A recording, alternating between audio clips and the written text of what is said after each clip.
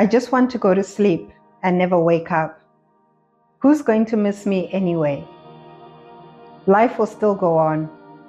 It won't really make a difference. These are some of the thoughts that I used to have when I battled heavily with suicidal thoughts. I would say that the worst time that I had these thoughts consistently was between 2016 and 2018. I remember that it got so bad that I would be calling my sister Eden in the US several times a week, just telling her how deep in a hole I was with these thoughts. Besides talking to me, she would always encourage me to call the suicide hotline. So I was on Lifeline like all the time. And today I'm doing this video because I want to encourage you, especially if you're someone who's never told a single soul that you're going through these thoughts, that there is hope. You can get through it. Life is worth living. In today's video, I'm going to be giving you exercise, healthy eating, and mental health tools that have helped me in my journey with healing from these thoughts. And of course, my faith has been the umbrella over the tools. My belief in Jesus Christ, my journey and relationship with God has saved, healed, and strengthened me. It has made my mental health so much better. So I really hope that you will draw from the tools today, and of course that you can add them to any toolkits that you are using. So I'm going to start off with my story and the background of these thoughts. As for those of you who've been following my channel consistently, I've been sharing about endometriosis, fibroids, sexual assault, the experiences that I've had, even grief, losing my mom and my dad. All these experiences compounded, started to bring on these thoughts. I also remember that around that time of 2017, I was going through separation, and which then led to divorce. My dad died in 2017. I was dealing with a lot of health issues, and it was just too much for me and too overwhelming. And I didn't have the tools then to cope. So even though I was in the fitness world, I've been a trainer for 11 years now, a fitness trainer. And now in the recent years, I would say the last 5 years, I've been practicing as a holistic health coach as well. And that has come from my experiences, really focusing on, when I work with my clients, looking at the whole person, because I've been through that and I understand how important it is to look at not just physical goals, but also mental and emotional and spiritual health goals as well. So that is a very important part of my work because I live and walk it. And nutrition as well, so including nutrition, movement, and looking at the person in terms of overall good health. When I started off as a trainer, I was very much focused on the aesthetics, getting the six-pack. I competed in bodybuilding as well as a fitness model and won gold, silver, and bronze medals. And I enjoyed competing and I learned so much from that. I learned how to be disciplined. I learned how to be structured. There's so many great lessons that I learned from competing. But if I'm really honest with you guys, I was really so focused back then. That was, from when I started as a trainer, 2013. When I first started off, I was very much focused on being perfect on the outside, because I hadn't learned how to deal with my internal struggles. So I thought if I can just look great on the outside and focus on the externals, then I'm going to be good. But sooner or later, it came crashing down. And, I traveled around the world as a fitness trainer on a luxury world cruise ship. And it was amazing. I went to about 74 countries. Imagine that many countries within 9 months. And it was fantastic. But even then, I traveled 2018, came back to Melbourne 2019. I was still struggling with those thoughts. They were not as bad as they were in 2016 to 2018, but I still had those moments where I had suicidal thoughts, where I had thoughts of, I don't want to be here. And it was only when I learned to grasp the importance of using my healthy eating, so foods that help with my depression, because I was diagnosed with depression, exercises that work for me, that give good endorphins and boost things, and I'm going to go into that when I talk about exercise. And then I use things like counseling and really learning mental health tools which work to help me get rid of those thoughts. So they started to subside, and then with time they went. And I want to emphasize that it is a journey. So I have to, and I choose to, the important thing is choose, to consistently work on my mental health. I know that I must stay walking within my faith journey, so doing my prayers and all the spiritual work that I do as I continue to stay close to Jesus and to God. And I know that I also must exercise, and exercising doesn't mean that I have to be lifting crazy weights, which I can't anyway because of the diagnoses I got of endometriosis and fibroids, and I've explained that in those videos. But it can mean something like, having walks, consistent movement, and eating healthy help me in terms of keeping those thoughts at bay. So it's something that, it's like a garden. I have to consistently, take out any weeds and look after my mental health so that those thoughts can stay at bay. And do those thoughts still come up? I'll be honest with you and say, sometimes there will be that sentence that just floats through my mind, even now. But the great thing about it is that I can catch it. I can go to my tools. If I need to speak to somebody, if I need to tell a friend, if I need to look for a counselor, if I need to just stop and say what's going on and ask myself and use what I have in my toolbox, then those thoughts go. One of the most positive things that I see and that I'm really excited about in this journey of sharing my story with you and then also using fitness is that God is so amazing. Like, He planted this desire of fitness within me, and He knew all the negative things that I've been through, but then was able to empower and strengthen me to then turn the negative things using fitness, which He planted as this deep passion within me. And filming, I love filming, of course, that's why I have a channel, to turn it around for good. And to me, that is powerful, it is beautiful, and I'm just so grateful. And if you're watching this video and you've gotten to this part, you've gotten this far into the video, thank you for watching, thank you for listening, and I just hope that this will help you, or maybe you'll pass it on to somebody who will reap the benefit from it too. So yeah, I just wanted to say I'm feeling really grateful just for this opportunity to share some pretty yucky stuff, but we are turning it around for good. And why is it important to talk about suicide anyway? In Australia, over 3,000 deaths happen to suicide each year. Globally, over 720,000 deaths happen because of suicide. That's a lot. The third leading cause of death is suicide for people who are 15 to 29 years old. How heartbreaking is that? And for every person who dies from suicide, there are many more who attempt suicide. This is something that we really need to be sharing more about, and just providing that space for people to be able to talk about how they're feeling, and a space for people to open up about these thoughts. Because just sharing, I know for me, just sharing it with my sister, I know that it was really hard for her. It was a really hard time for her. And it is really hard for our loved ones to ever hear us saying such things.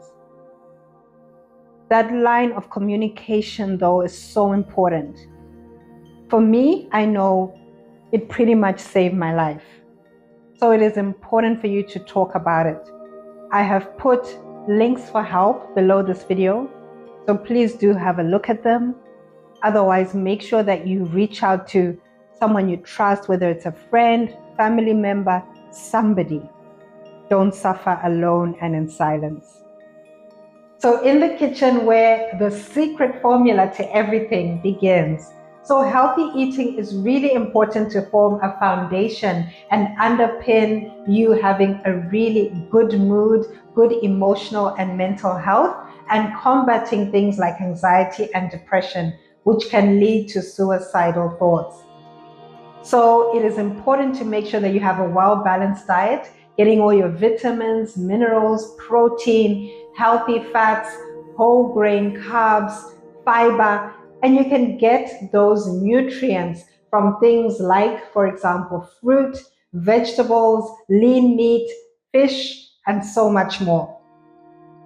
It is important to eat healthily because it helps to reduce inflammation in the body. And inflammation, as I've said before, causes all sorts of conditions that we face nowadays, including depression and anxiety.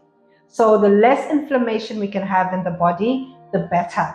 When you eat healthily as opposed to unhealthy foods, your body reacts to the nutrients that you're taking in by releasing neurotransmitters like serotonin, dopamine, GABA, GABA, for example, which all help with regulating your mood.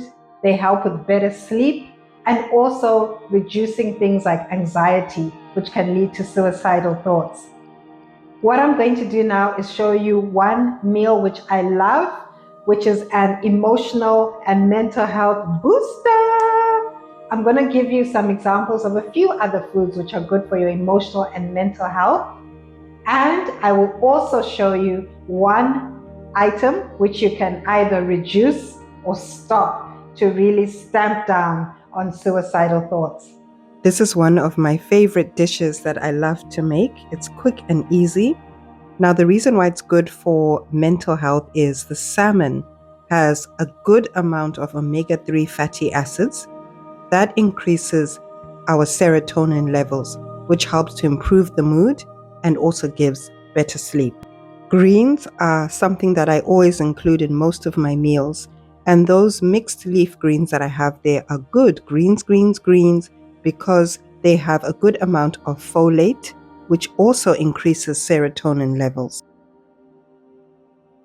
Then we go on to the sweet potatoes. So just like pumpkin and carrots, which I'm going to mention next, they have beta carotene, which gives them that great orange color. Beta carotene is good for boosting mental health and helping with better brain function.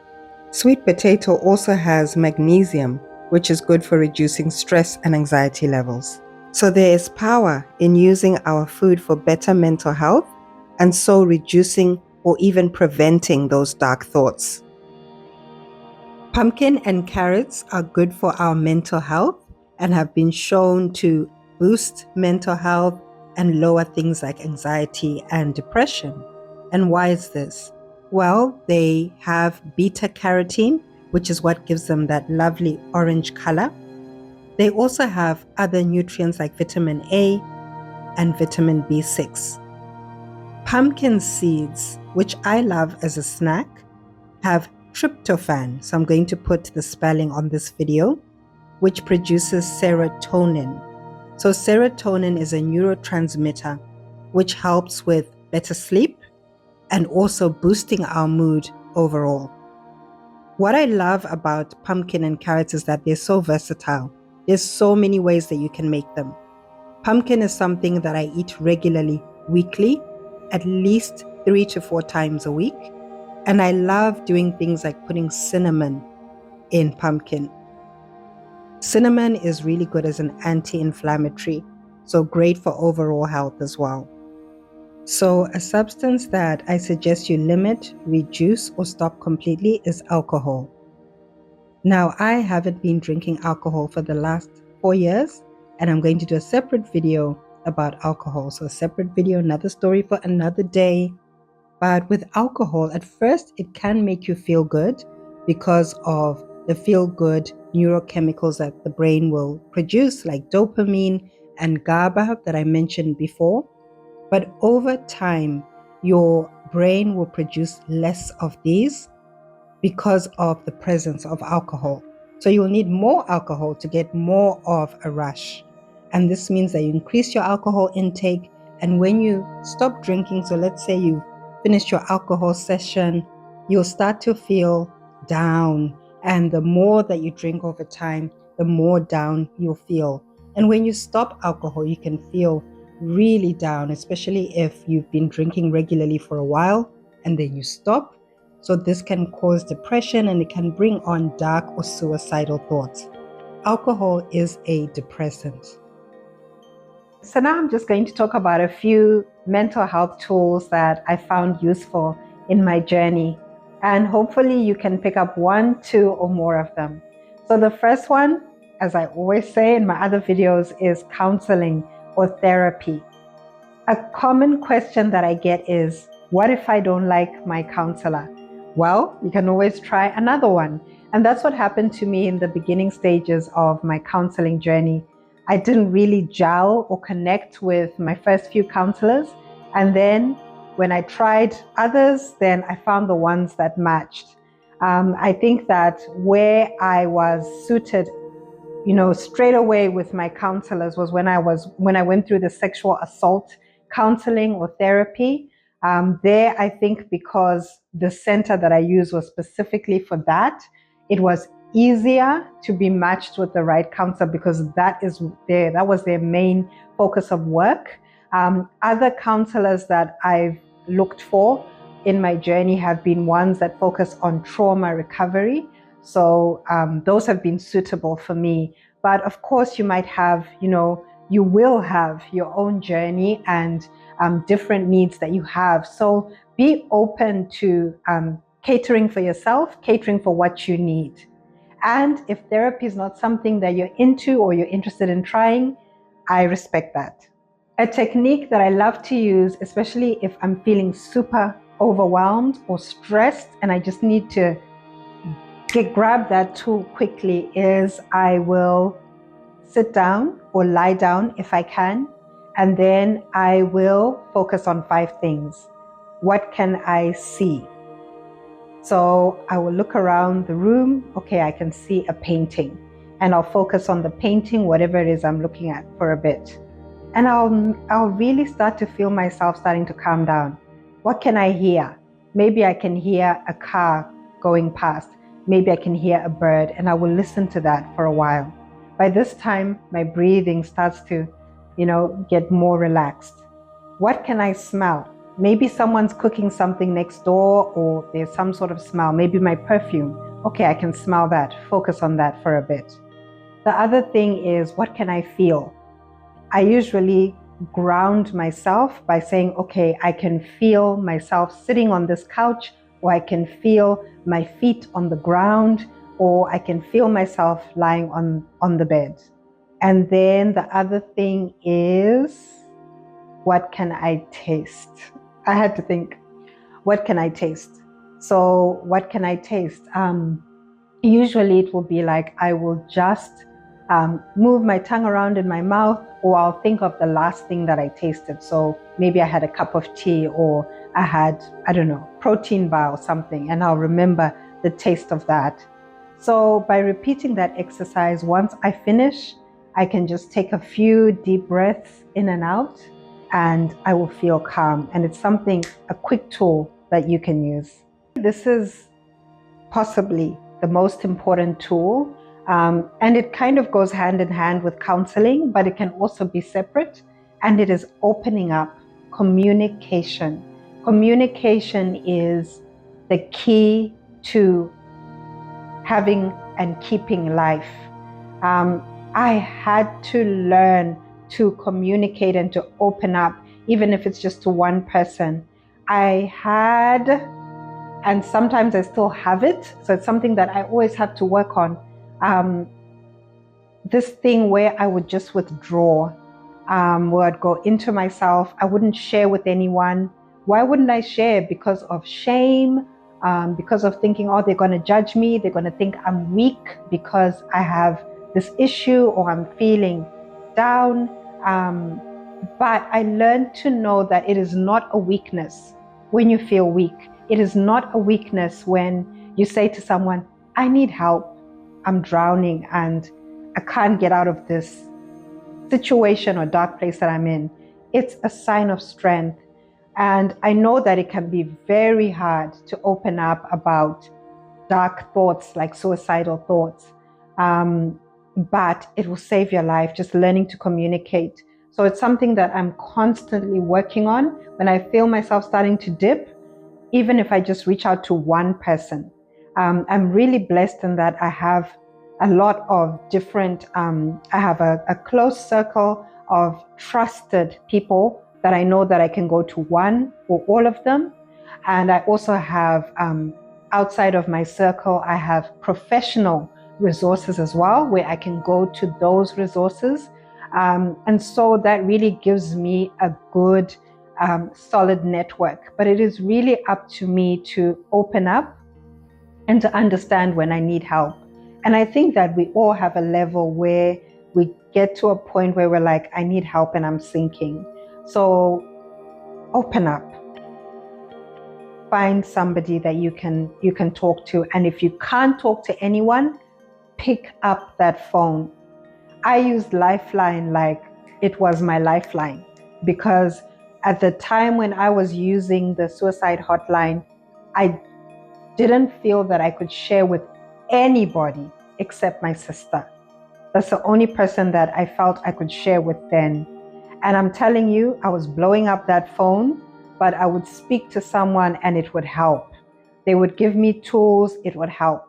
I was speaking to someone I didn't know, they didn't know me, didn't know what they looked like, they didn't know what I looked like, they didn't know who I was, but they were giving me those tools. So use the hotlines, they're there for a reason. And I just want to give a big shout out and thank you to the people who run these organizations where we can pick up the phone and we can call and say we need help. It takes a lot of work to get those organizations running. It takes a lot for the people who do that work. So thank you. So I've put the information for some lines that you can reach out. I've used some of them. So maybe one, maybe all. As I'm filming this, I'm thinking of the different places that I've used, but yeah, they work. So open up, you heard? So walking is one of my favorite ways that I've relaxed myself over the years and reduced any feelings of stress. Walking is known to be good for reducing anxiety and depression because it boosts blood flow and circulation to the brain and body. I love walking in nature as well because it really relaxes me. And the great thing about walking is that it also boosts the response of the HPA axis. I'm going to put the full name of HPA in the video because I can't pronounce it well. Walking gives a good response in the HPA axis, which is a good response in your central nervous system. This then reduces your stress levels. Exercise, including resistance-based training or cardio such as jogging, running, walking like I showed you before, are ways of reducing the symptoms of anxiety and depression. There is a lot of research and studies that show this link between exercise and better mental health. So exercise will, for example, improve your focus and your concentration. It will help your brain health. It'll give you that good endorphin rush, which increases the happy hormones within the body. By having more of those happy hormones, it really reduces those dark thoughts. And when I would have those dark moments, even if I did just a little bit of exercise, let's say 10 minutes, I would start to feel a hope, a light, and a resilience rising up within me. Exercise is definitely one huge way which I use to maintain good mental health. And when I reduce it for a while, I really notice a difference. So it encourages me to get back into it again, and is one of the big reasons why I stay consistent. I really hope that you took something of benefit from today's video. Let me know in the comments. I would love to know what you think. Make sure you share this video with other people who you think will get something from it. For now, take care wherever you are in the world. Thank you for watching, and I will see you in the next video.